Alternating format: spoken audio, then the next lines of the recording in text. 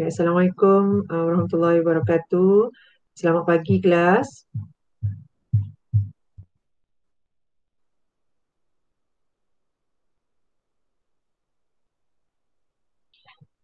Baik, pagi ni kita akan sambung dengan iaitu hujah induktif dan penyelesaian masalah.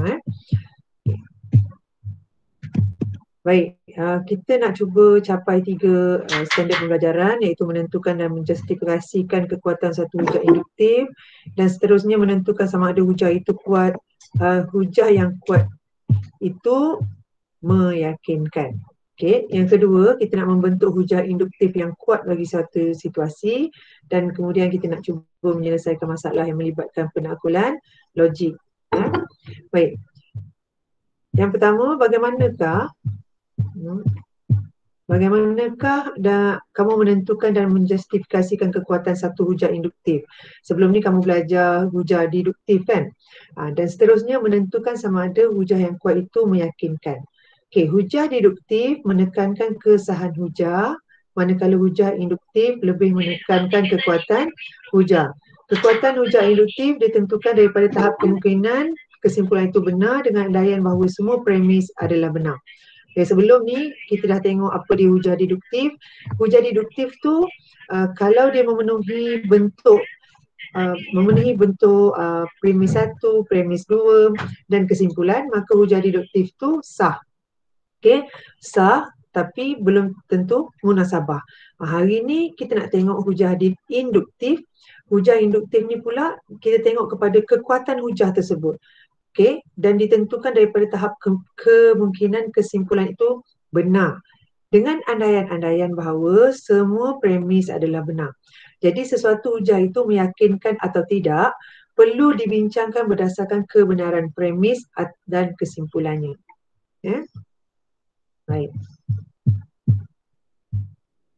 Seterusnya, kita tengok tentukan sama ada hujah yang diberi kuat atau lemah. Contoh 21. Seterusnya, tentukan sama ada hujah yang kuat itu meyakinkan atau tidak meyakinkan dan berikan justifikasi anda. Okay, ini contoh umum. Tengok premis yang pertama. Kerusi di ruang tamu adalah merah. Yang kedua, kerusi di ruang makan adalah merah. Premis ketiga, kerusi di bilik bacaan adalah merah. Premis keempat, kerusi di bilik tidur adalah merah. Dan kesimpulan yang dibuat ialah semua kerusi di rumah adalah merah. Baik, adakah hujah yang diberi ini kuat ataupun lemah? Okey, hujah ini adalah lemah dan tidak meyakinkan. Kerana apa? Kerana premis adalah benar. Betul lah kan? Kerusi di ruang tamu merah. Kerusi di ruang makan merah, kerusi di bilik bacaan merah, kerusi di bilik tidur merah. Tetapi kesimpulan mungkin palsu. Kesimpulan mungkin palsu. Jadi hujah ini lemah. Kesimpulannya tak kuat untuk menyimpulkan semua premis yang ada. Ini contoh hujah yang lemah. Ini hujah apa? Hujah induktif. Okey. Seterusnya, tengok contoh B pula. Premis 1, 27 ialah gandaan 3. Premis 2, 81 ialah gandaan 3. Dan kesimpulan semua gandaan 9 ialah gandaan 3. Kita tengok premis kita ni. 27 ialah gandaan 3. Betul lah kan? 3, 6, 9, 12, 15, 18, 21, 24, 27. Betul? Baik, 81 ialah gandaan 3. Sampai nombor-nombor sampai sini. Sampai 81, kalau kita bahagi dengan 3 darab 2, 6, 21, 27. Maknanya 81 pun ialah gandaan 3. Premis 1 ni benar. Premis 2 pun benar. Baik, kesimpulannya semua gandaan 9 ialah gandaan 3. Ini ialah gandaan 9 kan? Ini gandaan 9. 81 pun gandaan 9. Jadi semua gandaan 9 ialah gandaan 3. Kesimpulan tu ialah kesimpulan yang benar. Jadi hujah ni hujah yang kuat dan meyakinkan. Kerana semua premis dan kesimpulannya benar. Tengok yang C pula. Baik. Premis pertama, ikan kembung bernafas dengan insang. Benar. Premis kedua, ikan hiu bernafas dengan insang. Ikan hiu bernafas dengan insang ke? Ikan hiu ni mamalia? Tu ikan hiu, ikan paus mamalia? Ikan hiu ni, Paus mamalia. ikan hiu? Ikan yang Reptilia. Ikan hiu ni maknanya dia bernafas dengan insang kan? Baik, kesimpulan, semua ikan bernafas dengan insang? Tak. Kita ada satu premis yang boleh menafikan, iaitu ikan paus. Ikan paus tu mamalia, betul? Ikan paus tu mamalia. Jadi hujah ini lemah dan tak meyakinkan. Kerana premis adalah benar tapi kesimpulan tu palsu. D pula. Premis 1, 11/5, 55. Premis 2, 12/5, 60. Ini benar, ini pun benar. Premis 1 benar, premis 2 pun benar.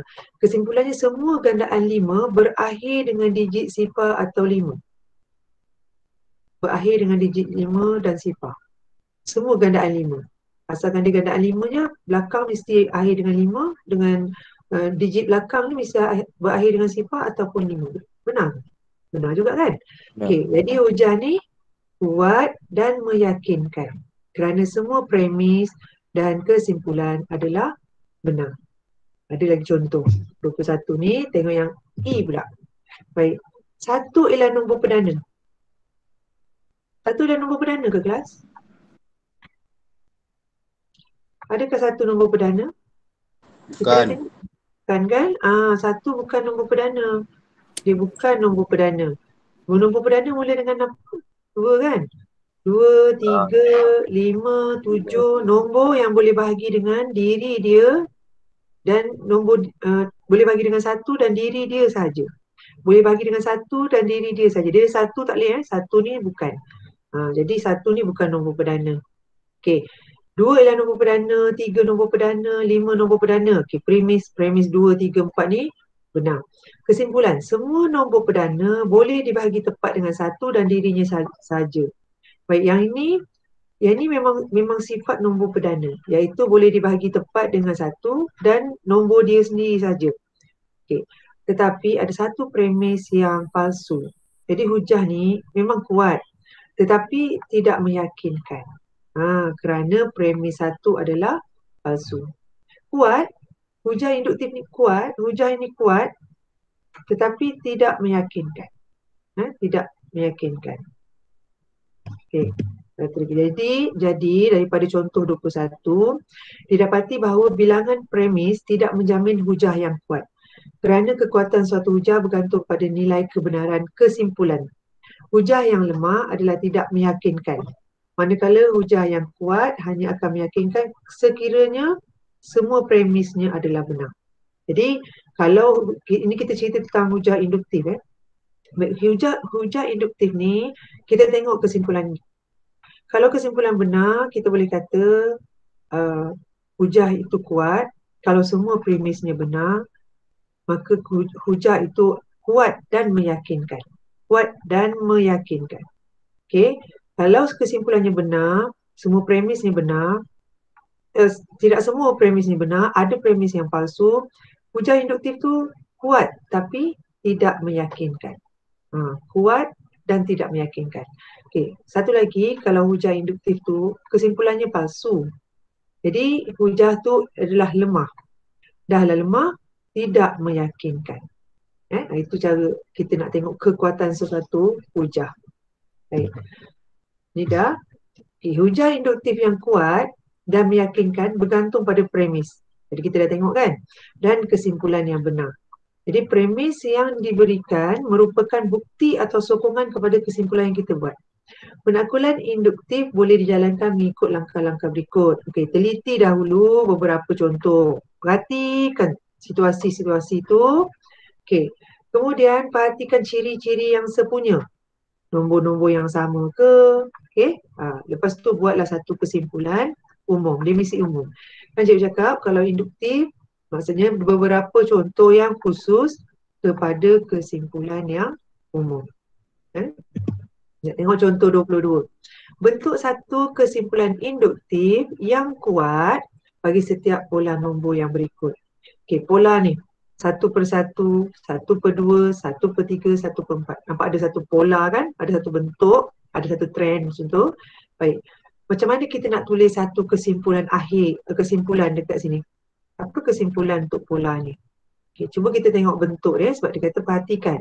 1/1 ialah 1 kuasa negatif 1. 1/1 cikgu bawa naik atas ni, dia jadi 1 kuasa negatif 1. Ini ialah indeks.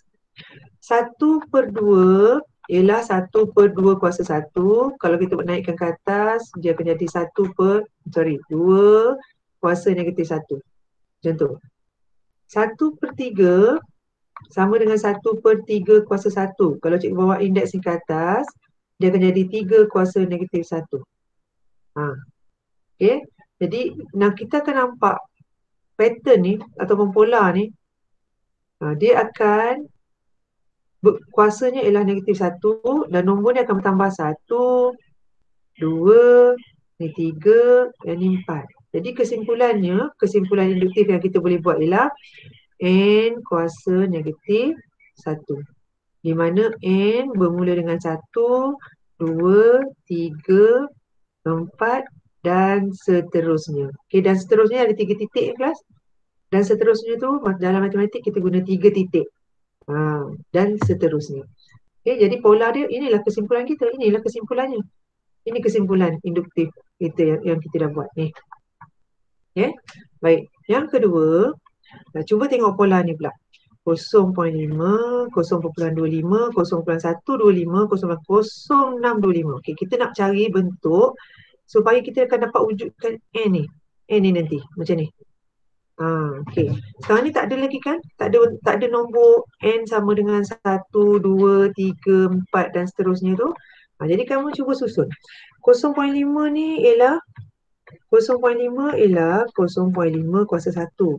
Okay, yang ni 0.25 ni 0.25 ialah 0.5 kuasa 2. Cuba kamu tekan kalkulator. 0.5 kuasa 2 ialah 0.5 darab dengan 0.5. Ini kita dapat 0.25. Okey. Cuba tengok ni pula. 0.125. 0.5 cuba kuasa 3 pula. Ini adalah 0.5 darab 0.5 darab 0.5. 3 kali. Bila kita darabkan, kita dapat 0.125. Bermakna kita boleh tulis dalam bentuk 0.125 ni sebagai 0.5 kuasa 3. Dah nampak tak? Nampak tak pattern dia tu sekarang ni? Okay, yang ni pun sama. Tulis 0.5 kuasa 4. Jadi apa kesimpulan yang kita boleh buat kat sini? Okay, apa kesimpulan kita boleh buat kat sini? Nampak tak nombor kuasa ni bertambah 1, 2, 3, 4. Yang ni semua sama. Semua sama, isi dalam semua sama. Jadi kesimpulan yang kita boleh buat ialah 0.5 kuasa N. Maknanya N ni boleh bertambah kuasa 5, kuasa 6. Dan N ini bermula dengan 1, 2, 3, 4 dan seterusnya. Okay. Boleh? Boleh. Okay, kita teruskan Kita teruskan dengan ni sudahlah. Baik. Yang C pula. Okay, C pula. Kejap. Kejap. Sekejap.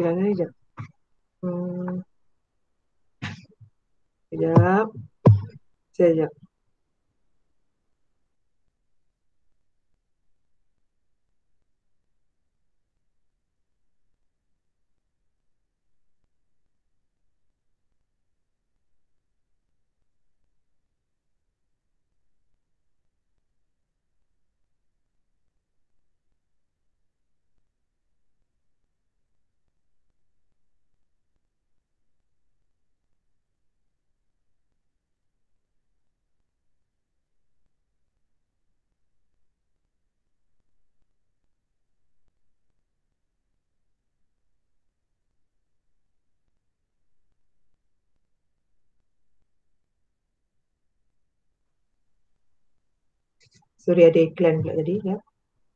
Okey. Baik, C pula. Pola 1357. 1357 ni. Okey, 1357. Baik, yang pertama ni, ini sebenarnya bentuk nombor ganjil. Dia ada pola yang tersendiri. Kalau nombor ganjil ni dia ada pola yang tersendiri. Iaitu sebenarnya pola dia ialah 2 darab sifar campur dengan 1. 2 ni mewakili nombor genap sebenarnya. Nombor genap bila campur dengan 1 dia akan jadi nombor ganjil. Jadi ini 1 ialah 2 kuasa sifar campur 1. Kalau 3, 2 darab 1 campur 1. Kalau 5, 2 darab 2, 4 campur 1. Kalau 7, 2 darab 3, 6 campur 1. Ini sebenarnya pola nombor ganjil. Tapi ya, dekat sini dia nak tengok kamu buat kesimpulan. Boleh ke tidak buat kesimpulan. Jadi yang berubah dekat sini, yang berubah dekat sini ialah sifar 1, 2, 3. Yang depan ni semua sama. 2, 2, 2, 2. Sama. Belakang ni pun sama. Campur 1, campur 1, campur 1, campur 1. Jadi kita boleh buat satu kesimpulan induktif, iaitu 2N. N yang berubah tu. Campur 1. Mana N bermula dengan sifar lagi 1, 2, 3 dan seterusnya. Ini disuruh buat satu kesimpulan induktif sambungan tadi kan. Maknanya pola ni bawah ni sebenarnya ada jawapan ni. Ni jawapan dia. 2N campur 1. Di mana N bermula dengan sifar sebab sini dia bermula dengan sifar. Sifar 1, 2, 3 macam tu. Okey, D pula. Ini kamu kena perhati betul ni. Okey. Sifar 9, 24, 45. Tak nampak pattern macam mana kan? Okey, ini semua nombor genap ni kan, genap, ganjil. Tapi itu tidak juga boleh membantu kita. Jadi kamu kena cuba lagi perhatikan lagi bentuk yang lain. Okey, dekat sini dia beri kalau sifar 3 kuasa 1, 3 darab 1 kuasa 2. 3 darab 1 kuasa 2 tolak 3. Baik, 1 kuasa 2 ni ialah 1. 3 darab 3 plus. Okay. 1 kuasa 2, 1. 3 darab 1, 3. 3 tolak 3, sifar. Okey. Baik, 3 darab 2 kuasa 2. 2 kuasa 2, 4.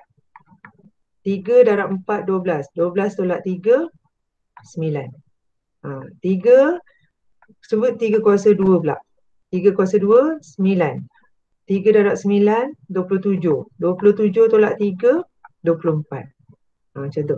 Cuba darab dengan 4 pula. 4 kuasa 2. 4 kuasa 2, 16. 6 darab 3, 48. 48 tolak 3, 45. Okey. Jadi kita dapat bentuk satu pola di mana yang berubah ni ialah dalam kurungan saja. Jadi kita boleh tulis sebagai 3 kuasa N kuasa 2 tolak 3 di mana N bermula dengan 1, 2, 3, 4 dan seterusnya. Tentu. Kalau tak nak letak kurungan boleh tak? Kalau cikgu tak nak letak kurungan, boleh tak? Boleh. Boleh letak 3N kuasa 2 tolak 3. N sama dengan 1, 2, 3, 4 dan seterusnya. Macam tu. Boleh juga. Sebab N kuasa 2 ni ialah N saja, bukan 3N kuasa 2. Bukan 3N dalam kurungan semuanya kuasa 2. Bukan. Ingat ini konsep. 3N kuasa 2 ini tak sama dengan 3N kuasa 2. Tak sama. Jangan silap tulis. Okey. Baik, masuk bahagian yang terakhir. Bagaimana kamu menyelesaikan masalah yang melibatkan penaklukan logik. Okey, rajah di sebelah ni menunjukkan pertumbuhan sejenis sel bermula dengan sel A. Pada hari pertama, 2 sel baru dihasilkan. Ini hari yang pertama. Kemudian setiap sel akan menghasilkan 2 sel yang lain pada hari berikutnya. Okey, pada hari berikutnya pecah lagi sel yang tadi tu. 2 sel yang hari pertama tadi pecah lagi 2 daripada sel pertama. Sel kedua pecah lagi 2. Ini hari yang kedua. Baik. Diberi bilangan pertumbuhan sel. Bilangan pertumbuhan sel ialah PT sama dengan 2 kuasa T. PT ini ialah bilangan pertumbuhan sel ialah 2 kuasa T. T ni apa? T ialah bilangan hari. Okey, soalan A. Berapakah bilangan sel baharu akan terhasil pada hari ke-8? T ni ialah bilangan hari. Jadi T8 maksudnya kalau kita dapat soalan macam ni, mula-mula kita fahami masalah, keluarkan maklumat-maklumat daripada soalan. Okey, mula-mula maksudnya kita kena buat kesimpulan secara deduktif, kena hitung hitung bilangan sel pada hari ke-8, masukkan nilai T sebab kita tahu T sama dengan 8, hitung P8. Kemudian gantikan T8 ke dalam PT, PT sama dengan T2 kuasa T. Kemudian masukkanlah nilai kat sini, P8 sama dengan, P8 maknanya hari ke-8, 2 kuasa 8. 2 kuasa 8 ialah 256 sel yang akan terhasil pada hari yang ke-8. Okay. Jadi kita dapat buat kesimpulan bahawa 256 sel baru akan terhasil pada hari ke-8. Ini ialah kalau kita gunakan perkaitan ataupun kesimpulan yang diberi dalam soalan. Kita boleh semak. Mula-mula 2, lepas tu 4. 4 dia akan pecah lagi. 4 akan pecah lagi jadi 2, 4, 6, 8. Nanti 8 pecah lagi. Okey, pecah lagi 16. 16 pecah kepada 32. 32 pecah lagi sel tu kepada 64. 64 128. Kemudian kepada 256. Ini hari yang pertama. Okey, ini hari yang pertama. Ini hari kedua. Hari ketiga, 4, 5, 6, 7, 8. Pun boleh juga kalau kita tak nak gunakan perkaitan ni, kita boleh semak balik pada hari ke-8. Sebanyak 256 sel baru akan dihasilkan. Ini contoh penyelesaian masalah. Kita tengok B pula. Pada hari keberapakah bilangan sel baru ialah 2048?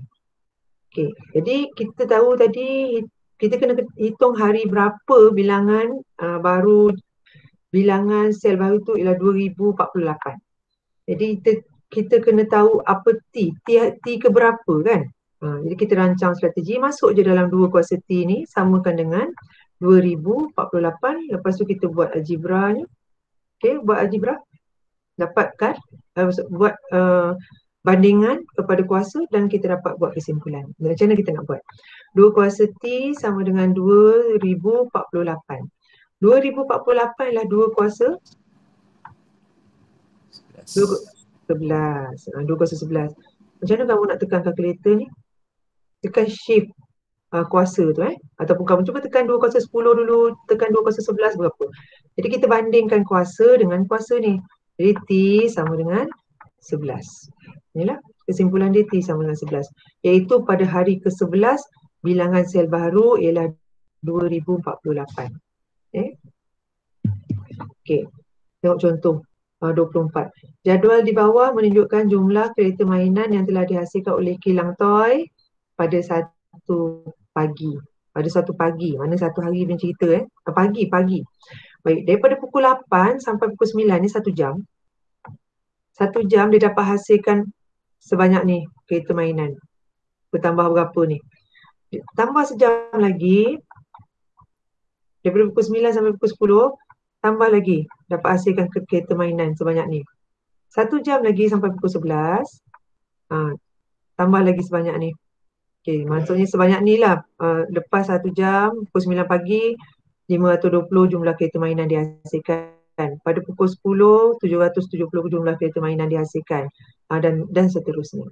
Baik, bina satu rumus yang umum bagi bilangan kereta mainan yang dihasilkan oleh kilang toy berdasarkan jadual di atas ni dulu. Rumus. Nak tengok dia punya pattern, tengok pola dia. Okay, yang kedua, B. Kilang TOY beroperasi daripada pukul 7 pagi sampai 10 malam, 5 hari seminggu. Ini tadi 3 jam je daripada pukul 8 pagi sampai pukul 11 jadual ni. Soalan pertama, berapakah bilangan kereta mainan dapat dihasilkan oleh kilang TOY pada satu hari? Okay. Yang kedua, kilang TOY menerima satu pesanan sebanyak 25,000 kereta mainan.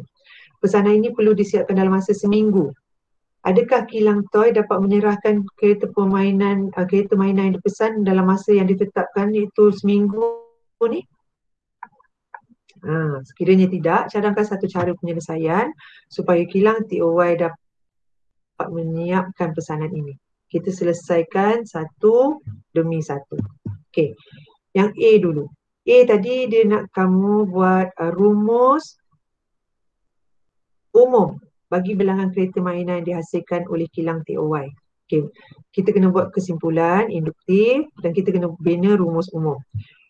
kamu rancang strategi, perhatikan pola nombor yang dibentuk oleh kereta mainan yang dihasilkan. Cuba tengok ni 270, 270, 520, 770, 1020. Baik, macam mana bentuk pola ni? Pola menghasilkan nombor-nombor 270 sampai 1020 ni tadi. Kalau kamu perhatikan 250 ni, ini ialah 250 campur 20. Ini 250 darab dengan 2 campur 20. Sebenarnya kat sini darab 1 kan? Sini 250 darab dengan 3. 250 darab dengan 3 campur dengan 20. Ini dapat 750 kan? Ini 250 darab dengan 4 campur 20. Sebenarnya kamu kena perhati betul-betul. Kamu kena perhati betul-betul pola tu.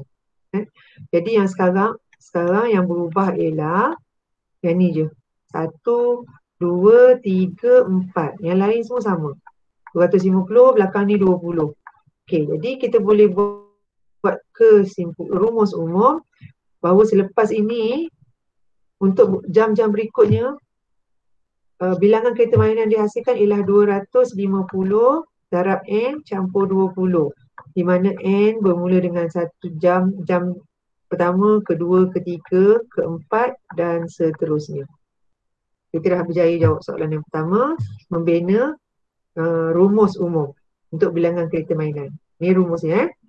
Ingat ni sebab jawab soalan B pula. Okey. Ini rumus tadi daripada A. Jawapan daripada A. Okey, sekarang ni B. Kilang toy beroperasi daripada pukul 7 sampai pukul 10 malam, 5 hari seminggu. Okey, berapa kereta mainan dapat dihasilkan oleh kilang toy dalam masa 1 hari? Berapa jam ni? 7 pagi sampai 10 malam. Berapa jam? 7 pagi sampai 7 malam. Ni dah 12 jam kan? Campur lagi dengan 3 jam. Campur sampai pukul 10 malam berapa jam? Tambah lagi 3 jam, betul tak? Maksudnya kilang ni beroperasi 15 jam. Itu maklumat yang kita tahu. Kilang ini beroperasi 15 jam. Maknanya N yang kita akan guna ialah N15. Jadi guna balik rumus yang ni tadi. Cuba kira, gantikan N dengan 15. Okay, 250 ni tadi ganti 15 campur 20. Kamu kalkulate ni, kira dapat 3,770. Okay, jadi maknanya kilang toy sehari dia dapat menghasilkan 3,770 kereta mainan dalam masa 1 hari. Sebab soalan ni tanya berapa kereta mainan dapat dihasilkan dalam masa 1 hari. Jadi rumus tadi dia bergantung pada jam.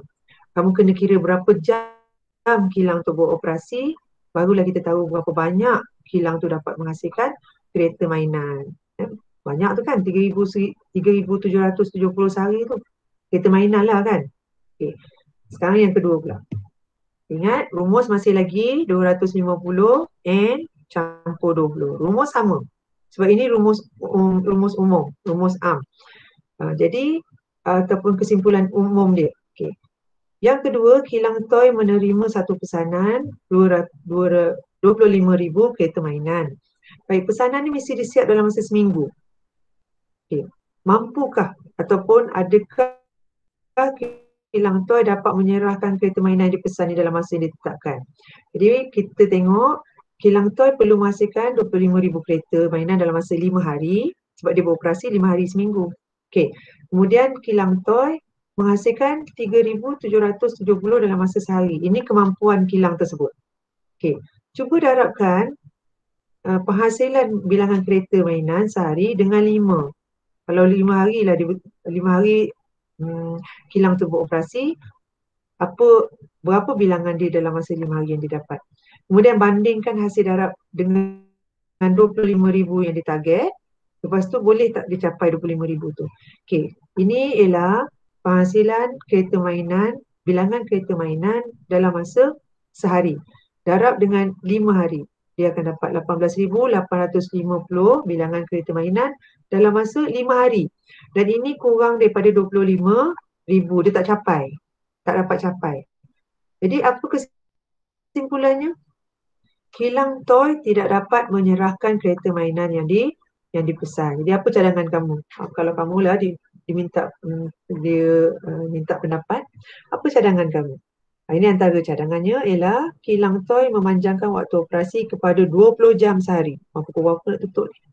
20 jam sehari supaya dapat menghasilkan 250. Kalau dia buat, kalau buka kilang 20 jam campur dengan 20, ini berapa ni? 5 darab 25 berapa?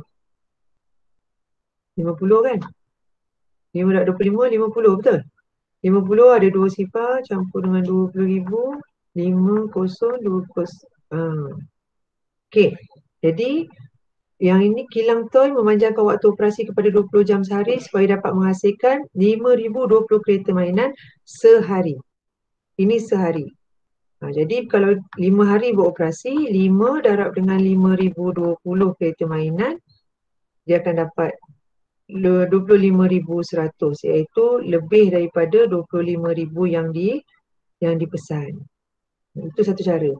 Sama ada memanjangkan jam dalam sehari ataupun satu lagi apa? Ada cadangan lain tak? Ada cadangan lain? Selain daripada memanjangkan masa, pukul berapa nak tutup ni? Kilang ni pukul 7 pagi, lepas tu tambah pula masa lagi 20 jam, tambah lagi 5 jam. Pukul 3 pagi kilang ni baru tutup 10, 11, 12, 1, 2, pukul 3 pagi baru tutup. Ada cara lain tak? Macam mana nak penuhkan pesanan ni? Tingkat 6 hari. Panjangkan hari. Panjangkan hari lah, iaitu tambahlah. Jadi hari Sabtu Ahad tu pun kena kerja kan? Kena kerja. Maksudnya hari seminggu ni, dalam masa seminggu ni penuhlah kerja sampai ke hari Ahad ke macam tu. Okey. Jadi untuk hari ni kita dah wrap up